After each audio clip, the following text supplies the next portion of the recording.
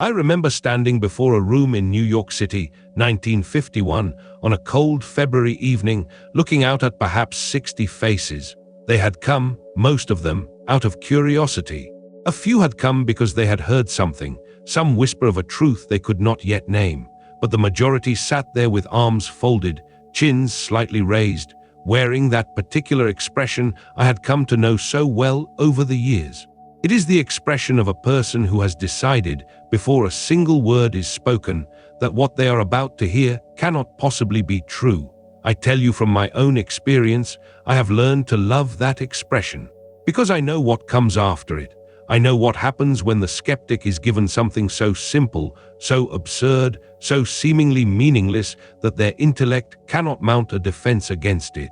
And that is precisely what I gave them that night. I said to them, and I will say to you now, exactly what I said then. I said, tonight, when you go to bed, I want you to do one thing. I want you to close your eyes and imagine that you are climbing a ladder. Not thinking about climbing a ladder, not visualizing a ladder from a distance. I want you to feel your hands gripping the rungs. I want you to feel the pressure of the wood or the metal against the soles of your feet. I want you to feel your body rising, rung by rung, and I want you to do this until it feels so real that you forget you are lying in bed.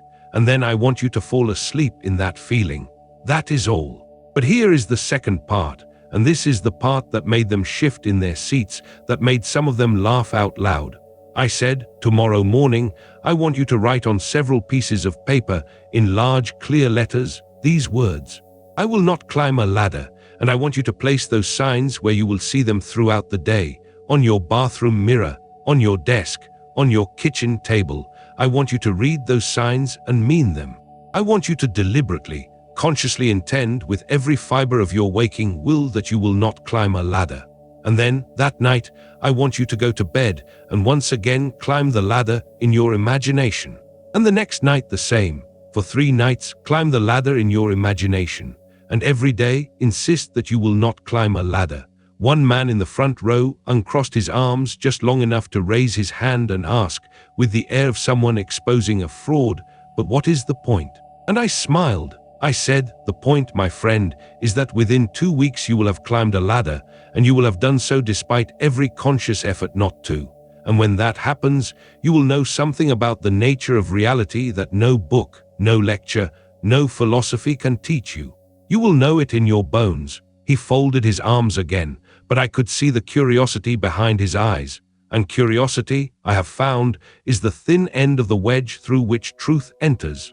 Now I tell you this because what happened in the weeks that followed changed something in every person in that room. What happened proved something that no argument, no philosophy, no intellectual debate could ever prove. It proved that your imagination, exercised in a state akin to sleep, is more powerful than your conscious will. It proved that the world you see, the events that unfold around you, the circumstances that seem to come from outside you, are in truth the crystallization of assumption, born in the deep reaches of your own consciousness. And tonight I am going to take you inside this experiment, not merely to explain it, but to show you what it reveals about the very nature of reality, because this experiment is not about ladders. It was never about ladders. It is about the power that creates worlds, the power that fashions every detail of your experience, the power that you are wielding right now, in this very moment, whether you know it or not. You are imagination, and imagination creates reality. And by the time we are finished tonight, you will not merely believe this. You will know it. You will know it because you will have seen, through the testimony of those who did this experiment and through your own application of it, that the world has no choice but to conform to the assumption you hold in consciousness. That is the law. That is the only law, and it works whether you believe it or not. It works whether you understand it or not.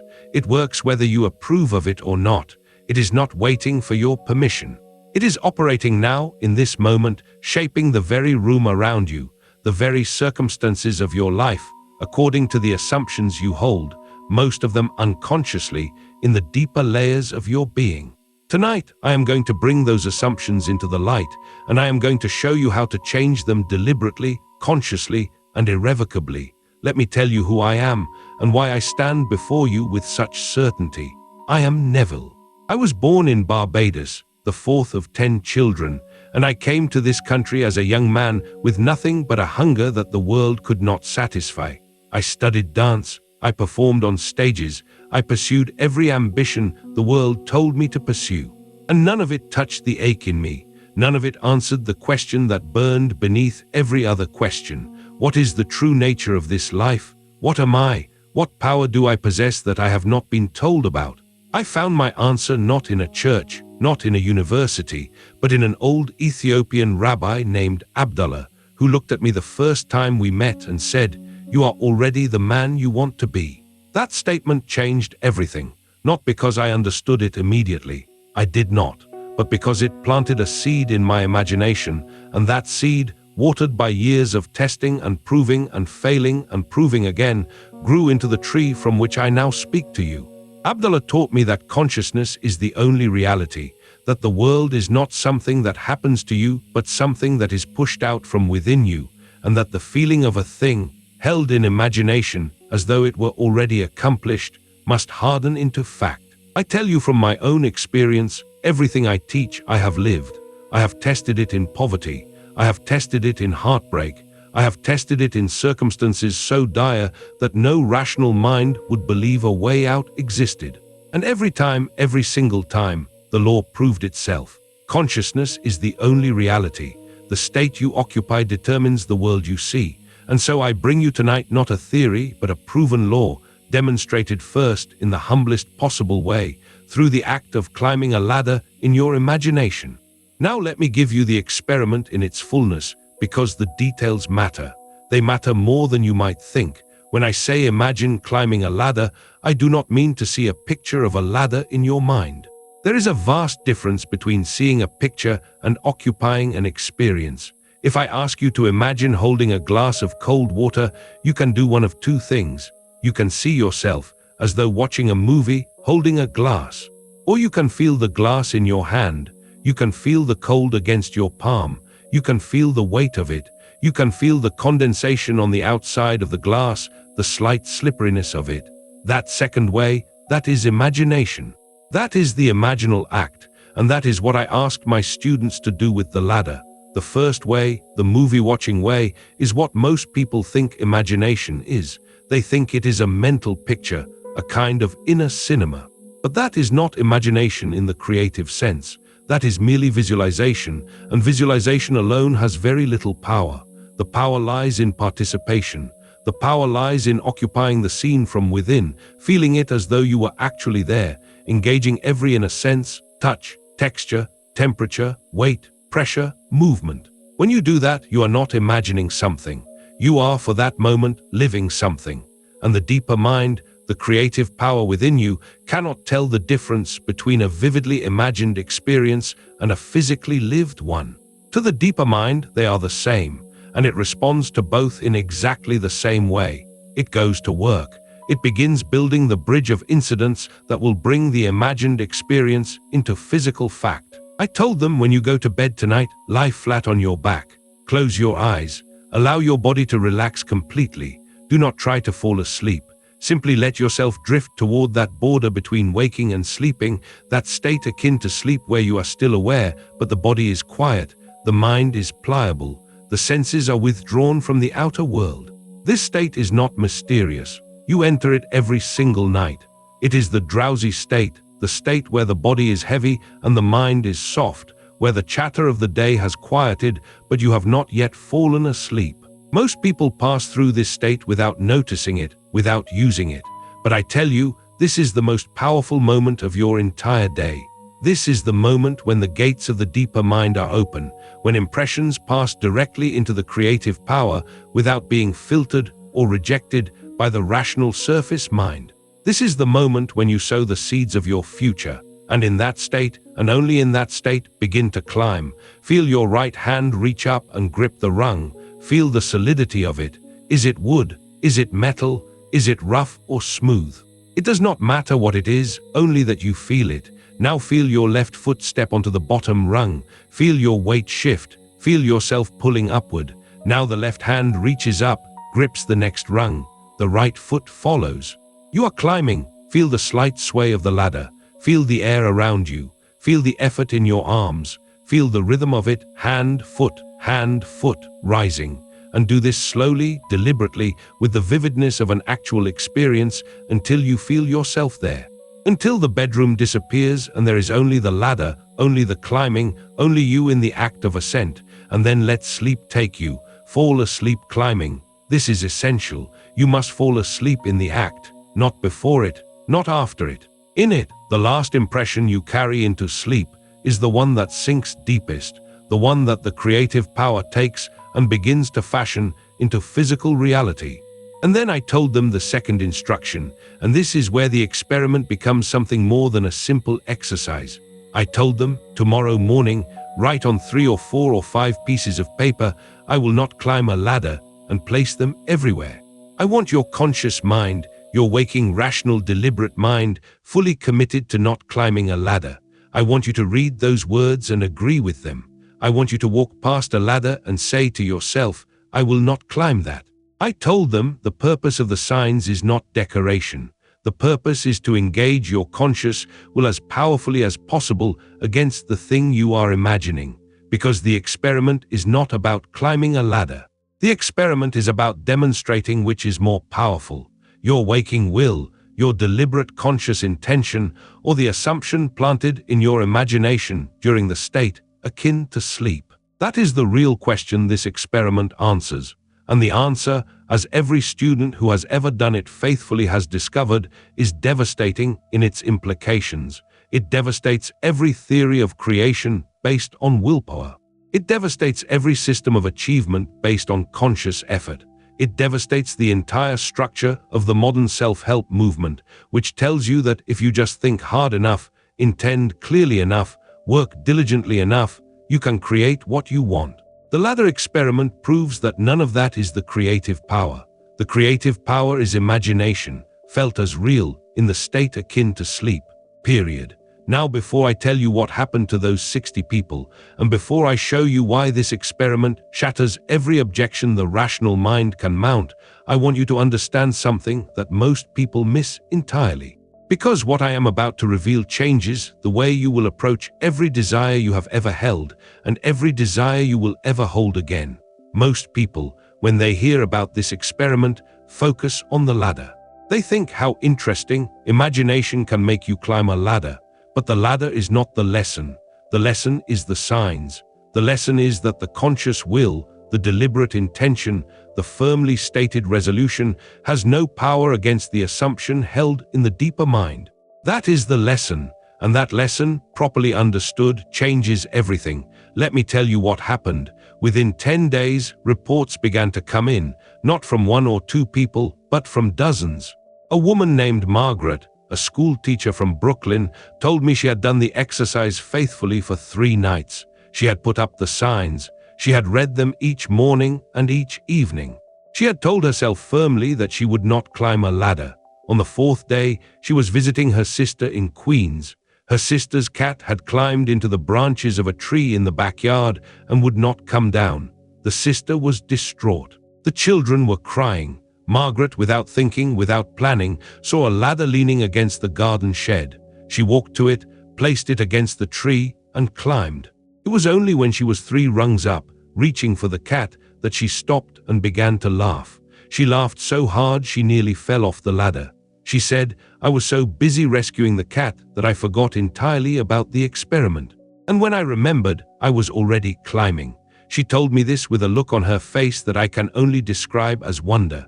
It was the look of someone who has glimpsed something enormous, something that changes the shape of the entire world. And she said to me, Neville, if my imagination can make me climb a ladder against my will, what else is it doing? What else has it been doing my entire life? And I said to her, now you are asking the right question. A man named Harold, a banker, a man who I assure you was the most skeptical person in that room, told me his experience with the tone of someone confessing something he still could not believe. He said he had done the experiment for 3 nights and put up the signs everywhere, his office, his car, his bedroom.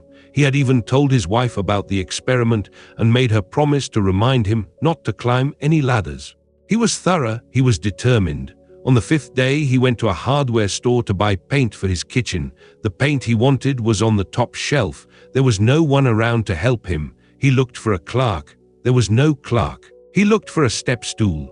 There was no step stool, but there was a ladder attached to a rolling track along the wall of the store. Without a thought, as naturally as breathing, he climbed it. He said he was halfway up before the absurdity of it hit him. He stood there on the ladder, holding a can of paint, and felt something shift in him. He said to me, "Neville, I have studied economics and finance my entire adult life. I have built my career on the assumption that the world operates according to rational, observable, mechanical laws. And in that moment, standing on a ladder I had sworn not to climb, I realized I had been wrong about the nature of reality itself. Something deeper than my rational mind had moved me, something I could not see, could not analyze, could not put in a spreadsheet, and it was more powerful than my best efforts to resist it. A third person I will mention, a young woman named Rose, a secretary, who came to me almost apologetically. She said she had done the experiment for only 2 nights because on the 2nd day, before she had even completed the 3 nights of imagining, she found herself climbing. She was at her apartment building, and the superintendent had left a ladder in the hallway while repairing a light fixture.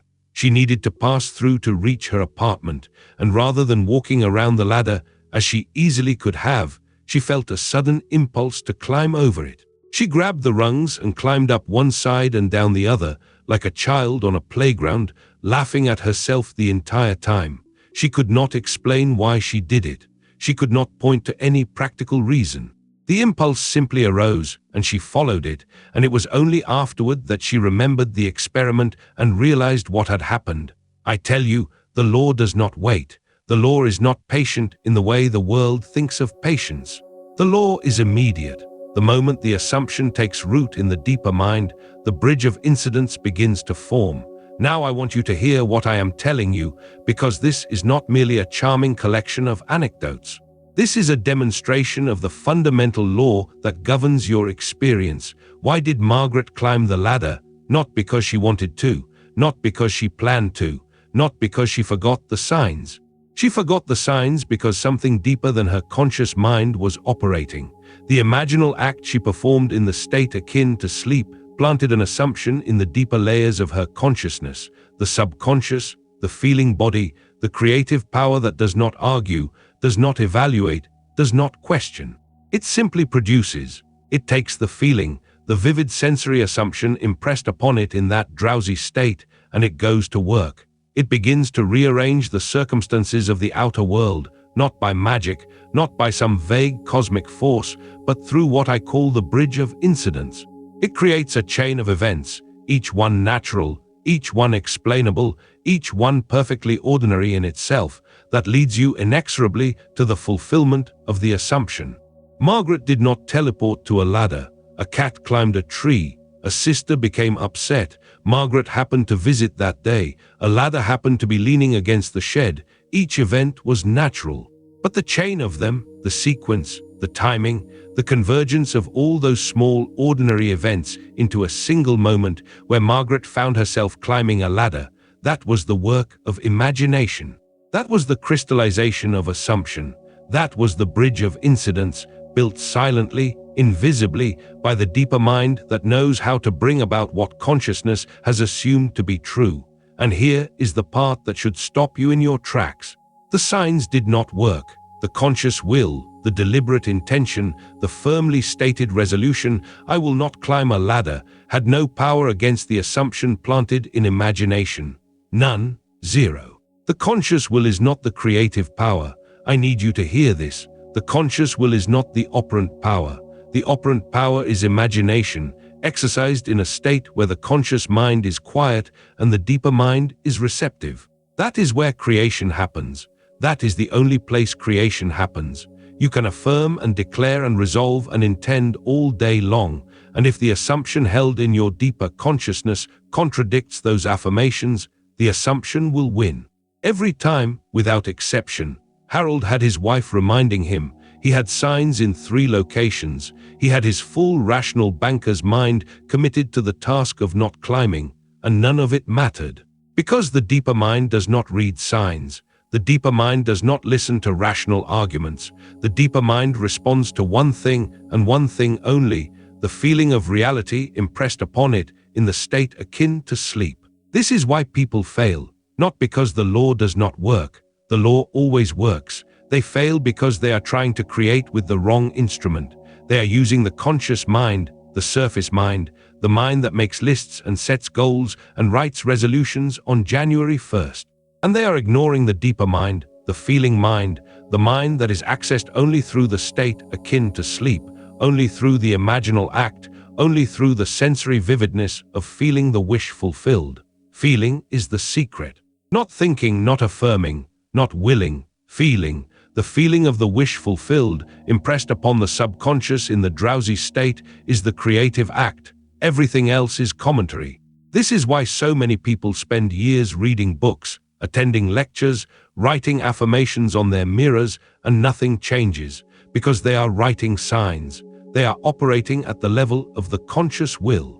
And the conscious will, as the ladder experiment proves beyond any shadow of doubt, is not the creative power. Now I want to take you deeper, because if you truly understand what the ladder experiment proves, you will see that it proves far more than most people realize. And what it proves will change your relationship with every desire you have. Stay with me here, because this next principle is the one that separates those who dabble in this teaching from those who live by it, and there is a world of difference between the two. Consider what happened. I gave my students an absurd goal: climb a ladder. Nobody wanted to climb a ladder. Nobody had any reason to climb a ladder. It was meaningless. That is precisely why I chose it. Because I wanted to eliminate every variable except one. I wanted to isolate the creative act itself. If I had told them to imagine getting a raise or finding a partner or healing an illness, they would have brought all their doubts and fears and beliefs about those subjects into the experiment. They would have wondered whether they deserved it. They would have worried about how it could happen. They would have measured the probability and found it wanting. But a ladder has no emotional charge. Nobody has limiting beliefs about ladders. Nobody lies awake at night afraid they are unworthy of climbing a ladder. And so the experiment strips away every interference and reveals the mechanism in its pure form. Imagination, applied in the state akin to sleep, produces its correlative in the outer world, regardless of conscious intention, regardless of effort, regardless of belief. Dare to assume the feeling of the wish fulfilled, and the world must comply. The ladder experiment is a laboratory experiment. It is designed to isolate the variable. And what it isolates, what it proves beyond any reasonable doubt, is that imagination is the creative power, and the state akin to sleep is the creative medium. Now here is what most people miss, and this is the revelation that separates those who merely know about this law from those who live by it. If the ladder experiment works for something you do not want and do not intend, how much more powerfully will it work for something you desire with your whole being? If a meaningless, uncharged, deliberately resisted imaginal act can override your conscious will and produce a physical result within days, what do you suppose happens when you apply the same technique to the deepest desires of your heart? What happens when you fall asleep every night feeling the reality of the thing you most want to experience? What happens when you do not resist it with signs but embrace it with every fiber of your being? I will tell you what happens. It crystallizes. It must, not because you have earned it, not because the timing is right, not because some external power has judged you worthy. It crystallizes because that is the law. The assumption, held with the feeling of reality in the state akin to sleep, must produce its physical correlative. The world has no choice. The world is not a separate thing from your consciousness. The world is your consciousness pushed out. It is the mirror. It is the reflection. And when you change the image held in the depths of consciousness, the reflection must change. It cannot do otherwise. It would violate the very nature of reality for it to do otherwise. Imagine standing before a mirror and smiling, but insisting that the reflection frown. It is absurd. The reflection must match the original, and your outer world must match the assumption held in your deeper consciousness. That is not a metaphor. That is the literal structure of reality as I have come to know it, and as you will come to know it when you test this law for yourself. This is what I mean when I say you are the operant power, not God in some distant heaven, not fate, not luck, not circumstance. You, your imagination, your consciousness, your assumption, held and felt and persisted in, that is the cause. The world you see is the effect, and the ladder experiment proves this in the most elegant, undeniable, beautifully simple way possible. But I know the question that is forming in your mind right now, because it is the question everyone asks. It is the question that separated the curious from the committed in every audience I ever spoke to. And the answer to this question is the key that unlocks everything else. So stay with me, because what comes next is the practical application that transforms this from an interesting idea into the most powerful tool you will ever possess. And I promise you, what I am about to share is not abstract, it is not theoretical. It is something you can do tonight, in your own bed, with your own imagination, and begin to see results in days, not years. Let me address this question directly, because until you resolve it, you will be forever stuck between knowing the law and living by it. The question is this: if the ladder experiment works because I had no resistance to climbing a ladder, how do I apply this to desires where I have enormous resistance? How do I imagine wealth when I look at my bank account and see poverty? How do I imagine health when my body is in pain? How do I imagine love when I have been rejected and abandoned? How do I assume the wish fulfilled when every fact of my waking life screams that the wish is unfulfilled? I tell you, this is the question that matters, and the answer is contained within the experiment itself, if you have the eyes to see it. Remember what I told my students to do. I told them to put up signs saying I will not climb a ladder. I told them to deliberately, consciously resist the very thing they were imagining, and the imagination overrode the resistance. The resistance did not matter. Do you hear what I am saying? The resistance does not matter. The signs, the affirmations of the opposite, the firm conscious declarations, they were powerless against the imaginal act. And in the same way, your resistance to wealth, your doubts about health, your fears about love, they are signs. They are paper signs pinned to the walls of your conscious mind, and they have no power against the assumption planted in your deeper consciousness during the state akin to sleep. You do not have to overcome your doubts. You do not have to silence your fears. You do not have to convince your conscious mind that wealth is possible, that health is coming, that love is near. All you have to do is what the students did with the ladder. Ignore the signs during the day. Let them be. Let the doubts chatter. Let the fears parade. And when night comes, when you lie down and enter the state akin to sleep, climb your ladder. Feel the reality of the thing you desire. Not the wanting of it, not the hoping for it, not the wishing for it, the having of it, the being of it, the living in it. Sleep as though the wish were fulfilled. Wake as though it is already so. Your doubts during the day are no more powerful than the signs were against the ladder. They are noise. They are the surface mind doing what the surface mind does, analyzing, evaluating, judging, doubting. Let it do its work. It is not the creative power. The creative power operates beneath it, in the depths, in the silence, in the feeling you carry into sleep. That is where your future is being written, not in your daytime worries, not in your conscious calculations, in the feeling you hold as you drift into the state akin to sleep. A man once came to me, a man who had been out of work for over a year. He was desperate. He had tried everything the world offers. He had applied to hundreds of positions. He had networked. He had lowered his standards. He had accepted rejection after rejection until rejection itself had become his dominant state. He was living in the state of unemployment, not merely experiencing it as a circumstance, but occupying it as an identity. He was an unemployed man, and every thought he had, every conversation he held, every morning he woke, confirmed and deepened that state. He wore the signs of unemployment everywhere. Not on paper, but in his bearing, in his eyes, in the way he spoke about himself, in the assumptions he carried about his own value. I told him the same thing I am telling you now. I said, tonight, forget everything. Forget the applications. Forget the rejections. Forget the economy. Forget the odds. I want you to lie down and imagine one thing. Imagine you are sitting at a desk in a beautiful office. Feel the desk under your hands. Feel the smooth wood or polished surface. Feel the chair beneath you, comfortable, solid, your chair. See the nameplate with your name on it. Hear the sounds of an office around you, the murmur of colleagues, the ring of a telephone, the click of a keyboard. Feel the satisfaction of a man who has work he loves and does it well. Feel the pride of accomplishment at the end of a productive day. Feel it as though it were happening right now, as though it were the most natural thing in the world, because in imagination, it is.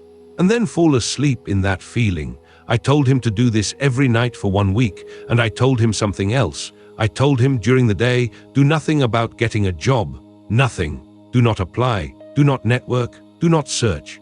Let the bridge of incidents build itself. Trust the law. Persist in your assumption, and the world must rearrange itself to conform. He argued with me, of course. He said, how can I do nothing? I have bills. I have rent. I have a family depending on me. And I said to him, I am not asking you to do nothing forever. I am asking you to do nothing for 1 week while you plant the seed. 1 week.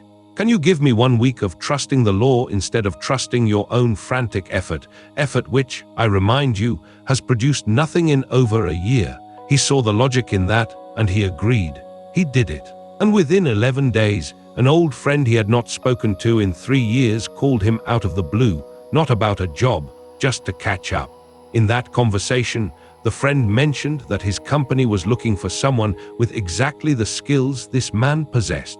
He interviewed, he was hired, the salary was higher than anything he had earned before, and he told me, with tears in his eyes, Neville, I did not find that job found me. I said to him, no. You did not find the job, and the job did not find you. You assumed the state of being employed, you felt it as real, and the world rearranged itself to conform to that assumption. The friend's call was the bridge of incidents. It was natural, it was ordinary, it was explainable, but it was produced by your imagination. His year of frantic searching had produced nothing because he was searching from the state of unemployment, confirming with every application that he was a man without work. The moment he stopped searching and began assuming, the world shifted, not because effort is bad, but because effort from the wrong state reinforces the wrong assumption.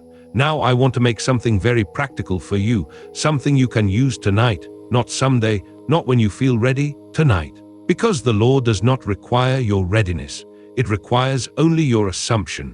So let me walk you through the application of the ladder experiment logic to any desire you hold.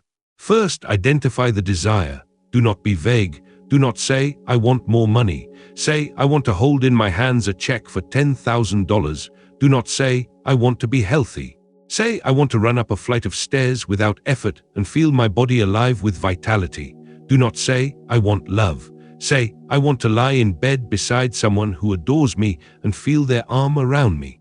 Specificity is the language of imagination. Vagueness is the refuge of doubt.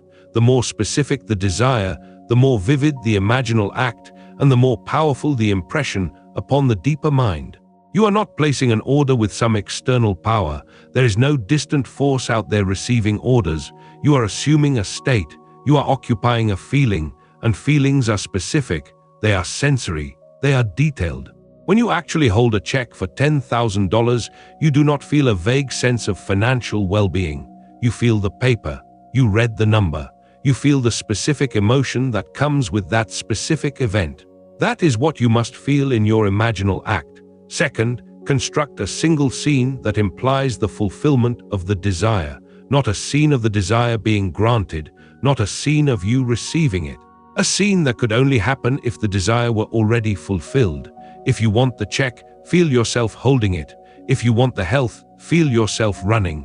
If you want the love, feel the arm around you. The scene must be short, vivid, and sensory. It must involve you as the participant, not the observer. You must be in the scene, feeling it from behind your own eyes, with your own hands, in your own body. And the scene must imply fulfillment, not process. Do not imagine yourself being told you are hired. Imagine yourself already working. Do not imagine the doctor saying you are healed. Imagine yourself running, swimming, dancing, free. The end, not the means. Living in the end is the art. Third, enter the state akin to sleep. Lie down, close your eyes, relax your body completely. Let the thoughts of the day drift away. Do not fight them. Simply withdraw your attention from them. Let yourself sink toward that borderland where you are not quite awake and not quite asleep. You will know you are there when the body feels heavy and the mind feels dreamy and the outer world feels very far away. Some people reach this state quickly, others take longer. It does not matter. There is no rush. The state will come. It comes every night. You simply need to notice it and use it rather than passing through it unconsciously as you have done every other night of your life. Fourth, in that state, enter your scene. Do not see it. Feel it. Feel the check in your hands. Feel the paper. Feel the weight of the envelope it came in. Read the numbers. Feel the joy, the relief, the gratitude. Not as emotions you are trying to generate, but as emotions that naturally arise when you are holding a check for $10,000. Let the scene be so real, so vivid, so present that for a moment you forget it is imagined. That is the art. That is the creative act. If you cannot feel it as real on the first night, do not be discouraged. The capacity to feel an imaginal act as real grows with practice. It is like a muscle. The more you use it, the stronger it becomes. And even a faint feeling, a dim sense of the wish fulfilled, is a seed planted. It will grow. Fifth, loop the scene. Repeat it. Feel yourself holding the check, then let it go. Then feel it again. Hold the check. Read the numbers. Feel the joy. Let it go. Hold it again. Do this gently, without effort, without strain, like a beloved memory replaying itself. And as you loop the scene, let yourself drift closer and closer to sleep. When sleep comes, let it take you. Fall asleep holding the check. Do not try to stay awake to finish the scene. Do not worry about whether you looped it enough times. The moment you feel sleep approaching, surrender to it while holding the feeling. That is the act. That is the sewing. Sixth, persist. Do this every night. Not once, not when you feel like it. Every night. For as many nights as it takes until the feeling of having it is more real to you than the fact of not having it. This is the key. This is where most people fail. They do the exercise for a night or two, feel nothing change in the outer world, and conclude that it does not work. But the law requires persistence, not because it is slow, but because your old assumptions are deeply rooted, and the new assumption must grow stronger than the old one before the outer world shifts. You have been assuming your current state for years, perhaps decades. You have been falling asleep every night in the feeling of whatever your current circumstance is, poverty or loneliness or illness or limitation. Those assumptions have deep roots. The new assumption, planted for 1 or 2 nights, is a seedling.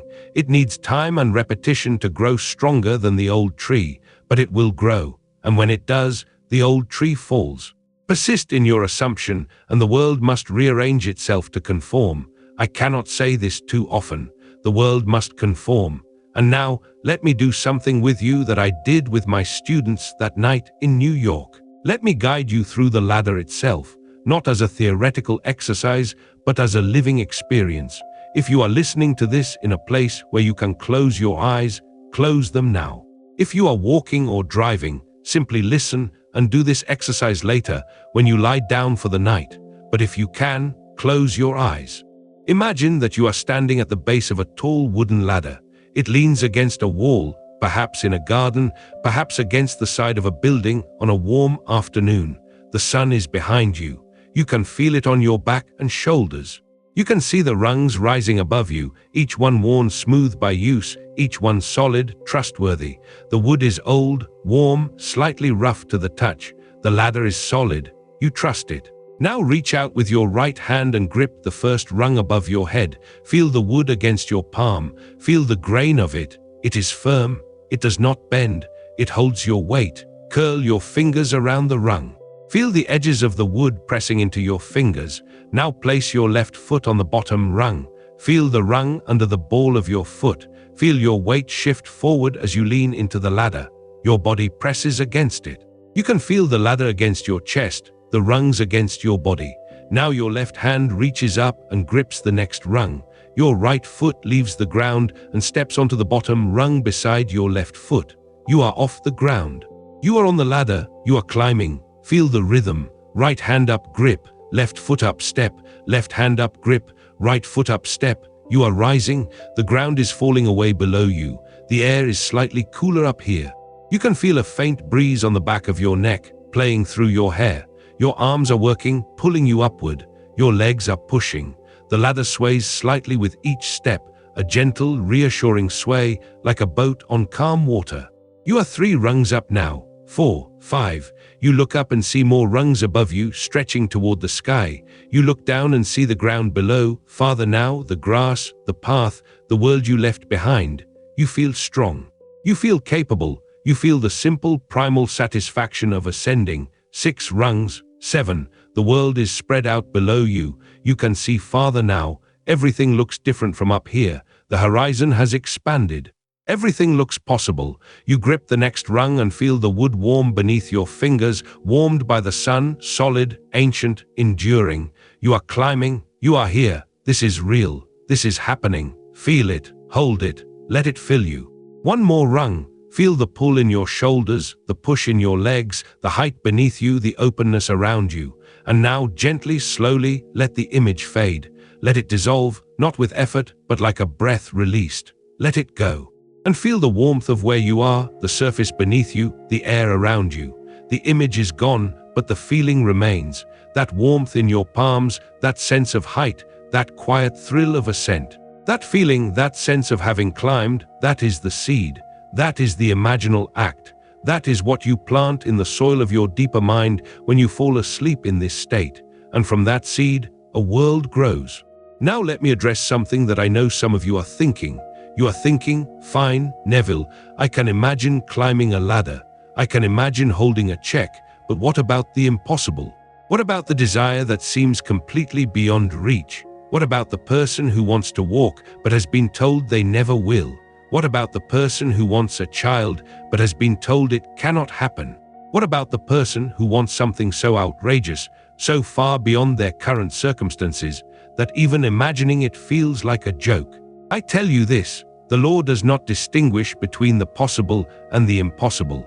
The law does not evaluate the probability of your desire. The law does not consult doctors or economists or experts of any kind.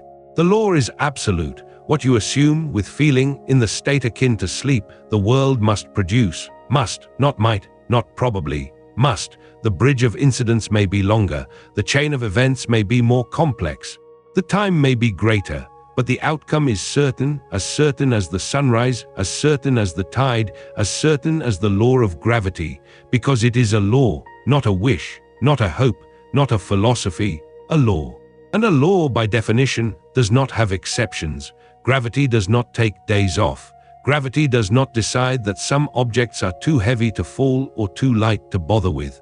Gravity operates uniformly, impersonally, absolutely. And so does the law of assumption. What you assume and feel as real, the world must produce. The size of the assumption does not matter. A ladder or a fortune, a cat rescued from a tree or a body healed from disease. The mechanism is the same. The law is the same. Only the bridge of incidents differs in length and complexity. I have seen things in my years of teaching that the rational mind would call impossible. I have seen a woman, told she could never conceive, imagine herself holding a baby, feel the weight of the child in her arms, feel the warmth of the tiny body against her chest, smell the soft, clean smell of a newborn, and within 8 months she was pregnant. The doctors called it a miracle. I called it the law. I have seen a man told he would never walk again imagine himself walking on a beach, feel the sand between his toes, hear the waves, feel the sun on his face, feel the joy of movement in his legs, and within a year he stood on that beach on his own 2 feet. His therapist called it unprecedented. I called it the law. I have seen fortunes reversed, relationships healed, diseases cured, opportunities created from nothing, all through the simple, faithful, persistent application of the imaginal act in the state akin to sleep. Man's imagination is the only redemptive power in the world, but you must understand one thing, and this is the edge that separates the student from the master. You cannot do the imaginal act and then spend the day worrying about how it will happen. You cannot fall asleep feeling the wish fulfilled and then wake up and check the mail every hour for evidence. You cannot plant a seed and then dig it up every morning to see if it is growing. The how is not your business. The how belongs to the deeper mind, to the creative power, to the bridge of incidents. Your business is the what and the feeling. Your business is the assumption. Your business is to persist in the assumption that the wish is fulfilled, to live in the end, to occupy the state of the wish fulfilled so completely that it becomes your natural dwelling place. What you desire, you already are in eternity. Your task is not to create it. Your task is to assume it, feel it, and let the world catch up. If you find yourself wondering how, recognize that wondering as a sign. It is a sign that says, I will not climb a ladder. It is the conscious mind asserting its authority over the creative process, and you know from the ladder experiment what that authority is worth. Nothing. Let the how go. Hold the feeling. That is enough. That is everything. And what about time? People ask me, how long does it take? I tell them, the question itself reveals the problem. If you are asking how long it takes, you are living in the state of waiting. You are living in the state of not having. You are wearing a sign that says, I will not climb a ladder. And the sign will not stop you from climbing, but the fact that you keep reading it, keep giving your attention to the absence of the thing, that slows the bridge of incidents. Not because the law is delayed, but because you are oscillating between two states, having and not having, and the deeper mind receives both impressions and produces a mixed result. The most important conversation you will ever have is the one you hold with yourself. If that conversation is one of doubt and delay, then doubt and delay will be your experience. If that conversation is one of fulfillment and certainty, then fulfillment and certainty will be your experience. Choose your conversation. Choose the state you will occupy. And when you find yourself drifting back into the old state, do not condemn yourself. Simply choose again, as many times as necessary. The law is patient because the law is absolute. It does not run out. It does not grow tired. It operates as long as you hold the assumption, and you can always choose to hold it again. Let me say something now about revision, because this too is part of the ladder experiment, though most people do not see it. Revision is the art of reimagining a past event as you wish it had happened. If something went wrong today, if you received bad news, if a conversation went poorly, do not simply accept it and carry the feeling of failure into sleep. Instead, as you lie in the state akin to sleep, reimagine the event as you wish it had unfolded. Hear the good news instead of the bad. Feel the conversation going beautifully instead of badly. Revise it in your imagination until the revised version feels more real than the original, and then fall asleep in the revised feeling. This is not self-deception. This is the deliberate use of the creative power to reshape the assumptions you carry. Because it is the assumptions you carry into sleep that build the bridge of incidents for tomorrow. If you carry the assumption of failure, the bridge leads to more failure. If you carry the assumption of success, the bridge leads to more success. Revision allows you to take any day, no matter how difficult, and plant the seed of a better tomorrow in its place. Now let me bring you back to that room in New York City. Let me bring you back to those 60 skeptics sitting with their arms folded, their chins raised, their minds already made up. Remember the man in the front row who raised his hand and asked, "What is the point?" Within 3 weeks, I had heard from nearly every one of them.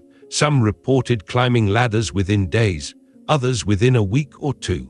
A few held out for 3 weeks before the bridge of incidents found them. But by the end of that month, every single person who did the exercise faithfully, everyone who imagined climbing with vivid sensory detail and fell asleep in the act, had climbed a ladder. Not one exception, not one. The law does not make exceptions. The skeptics were no longer skeptical. The folded arms had unfolded. The raised chins had softened, and in their eyes I saw something that I have lived my life to see. I saw the birth of knowing, not belief. Knowing, because they had experienced it in their own lives, through their own actions, in their own bodies. They had felt the rung under their hands. They had climbed. And they knew, in that marrow-deep way that nothing can undo, that the law is real. The man in the front row came to me after my next lecture and said, simply, "I climbed a ladder at my son's school. I was helping set up decorations for a dance. I did not realize what I was doing until I was already at the top." And then he paused, and he said something I have never forgotten. He said, "Neville, if I could not stop myself from climbing a ladder, then I have been creating everything in my life without knowing it." And I said, "Yes, That is exactly what I have been trying to tell you. The woman Margaret, who climbed to rescue the cat, went on to use the same technique to imagine herself standing in a classroom of her own design, teaching in a school she had always dreamed of working in. She felt the chalk in her hand. She heard the voices of children. She felt the satisfaction of doing the work she was born to do. Within 4 months, she was hired at that school. Harold the banker used it to imagine shaking hands on a deal he had been pursuing for 2 years without success. He felt the handshake, firm and warm. He heard the words, "We have a deal." He felt the relief and triumph. The deal closed in 6 weeks. Rose, the secretary, used it to imagine herself opening a letter of acceptance to a college she had longed to attend, but believed was beyond her reach. She felt the paper, read the words, felt the tears of joy. She was accepted the following autumn. Person after person took the ladder experiment and extended it, applied it, lived by it. Not because I told them to, but because they had proven it to themselves. The ladder was proof. The ladder was the key that opened the door. And once that door is open, it can never be closed again. Once you truly know, that your imagination creates your reality, you can never go back to the old way of living. You can never again blame circumstance, or fate, or luck, or other people for the content of your life. You are the operant power. You have always been the operant power, and now you know it. So I say to you tonight what I have said to every audience, in every city, in every year of my teaching. The state you occupy determines the world you see. If you occupy the state of the wish fulfilled, the world you see will conform to that state. Not because you have willed it, not because you have earned it, not because you have figured out the right technique or said the right words or thought the right thoughts, because you have assumed it, because you have felt it, because you have fallen asleep in the feeling of it, and the deeper mind has taken that feeling and gone to work, building the bridge of incidents that will carry you from where you are to where you have assumed yourself to be. This is not a technique among techniques. This is not one tool in a spiritual toolbox. This is the law, the only law, and it operates whether you use it consciously or unconsciously, whether you use it for ladders or for empires, whether you use it for joy or for sorrow. You are using it now. You have always been using it. The only question is whether you will begin to use it deliberately. Test it tonight, not next week, not when you feel ready, tonight. Choose something small if you must, something like the ladder, something with no emotional charge, something absurd and meaningless, and do the exercise, feel it, climb it, fall asleep in it, put up the signs if you wish. Resist it with all your conscious will. It will not matter. The imagination will override the will. The assumption will crystallize, and then watch the world rearrange itself. Watch the bridge of incidents appear. Watch the seemingly random events converge. And when you find yourself doing the very thing you imagined, when you find yourself climbing your ladder despite every sign you posted to the contrary, you will know. You will know what I know. You will know what my students know. You will know what every person who has ever faithfully applied this law knows. You will know that consciousness is the only reality, that imagination is the creative power, that the wish fulfilled, felt and assumed and persisted in, must crystallize into the physical world. Do not take my word for it. Do not believe me. Test it, prove it, live it. And when the proof comes, as it will, as it must, remember what brought you here. Remember the ladder. Remember the signs that could not stop you. Remember the night you climbed in your imagination and the day the world made it so, and then reach for the next rung, and the next, and the next. There is no ceiling. There is no limit. There is only the assumption you dare to hold, and the feeling you dare to feel, and the world that dares not refuse you. I tell you from my own experience, you are not a creature of circumstance. You are a creator of circumstance. You are not shaped by the world. You shape the world. You are imagination, and imagination creates reality.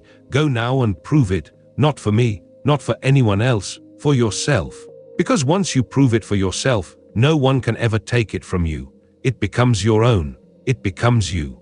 And then you will understand, finally, fully, irreversibly, that the only ladder you were ever climbing was the ladder out of limitation and into the infinite reaches of your own consciousness. And there is no rung you cannot reach. There is no height you cannot attain. There is only the dare, the assumption, and the world that conforms. Return to this teaching. Listen again. Let these words sink deeper each time. Share this with anyone who is ready to hear it, anyone who has felt in their quiet moments that there must be more to this life than what the senses report. There is more, there is so much more, and it begins tonight when you close your eyes, enter the silence, and climb.